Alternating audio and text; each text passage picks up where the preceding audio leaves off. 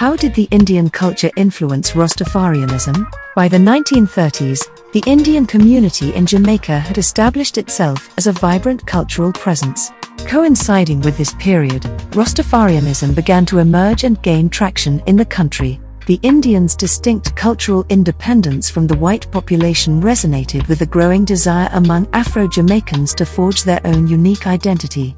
Factors such as shared socio-economic status, familiarity from working together on plantations, and intermarriage facilitated the blending and assimilation of these communities.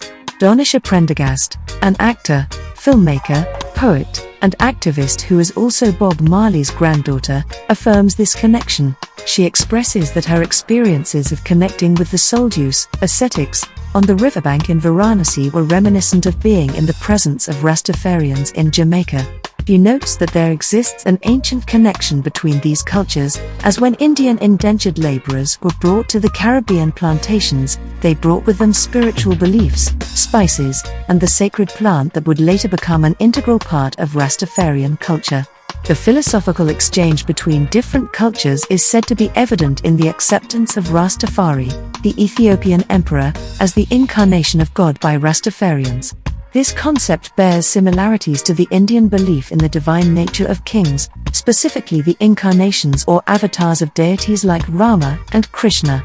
Joseph Hibbert, one of the early proponents of Rastafarianism, acknowledged that he studied books on Indian deities such as Rama, Krishna, Buddha, and the Emperor Ashoka. It is conceivable that this exposure led Hibbert to perceive that each nation and race had their own divine figures, thereby portraying the Ethiopian emperor as an avatar or a divine incarnation. Moreover, it is intriguing to note that Rastafarianism, like traditional Indian religions, encompasses a diverse range of beliefs, suggesting further connections and influences between the two cultures. Ernest Howell, known as the first Rafter and one of the influential preachers of the Rastafari movement, was born in Clarendon, a region with a significant Indian community. It was an Indian friend who bestowed upon Howell the name Gagan Guru Miraj, which translates to gem, knowledge, in Hindi, guru, teacher, and Maharaj, king. The Indian and Afro-Jamaican communities interacted during the religious celebrations of the Indian community, which encompassed prayers, rituals, dinners, music, and dance. In an article published in the Caribbean Journal of Religious Studies by Dr. Laxmi and Ajay Monsing, they propose a compelling argument that the chant of Jai, victory, during these celebrations was adapted and embraced by the Rastafaris as Jah, a central word in Rastafarianism referring to God. Early Rastafarian prayers also incorporated numerous words from Indian languages such as Hindi, Urdu, and Bengali. It is widely known that marijuana was introduced to Jamaica by Indian indentured laborers, who also consumed it as part of their religious traditions. This influence seems to have permeated Rastafarian culture as well.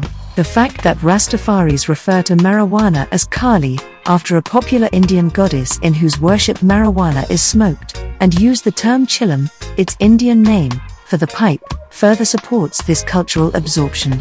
Vegetarianism, which holds significant religious importance in India, is also observed by a small Indian community in Jamaica, which mirrors the broader Indian context.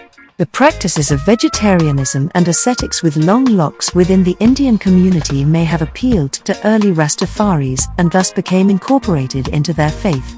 The Rasta practice of grounding, similar to the Indian tradition of Shastrartha or debate, involves non-combative discussions about the religion's principles and their relevance to contemporary times.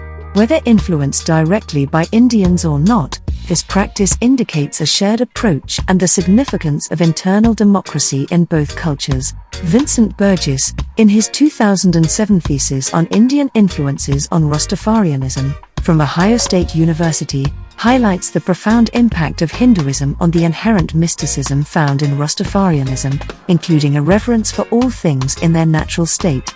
This suggests a strong connection and influence of Indian culture on Rastafarian beliefs. This is just one angle we found during research, with several other reports speaking about parts of each, especially about the Indians introducing to the use of ganja for medicinal and meditation purposes. What are your thoughts? Let us know in the comments.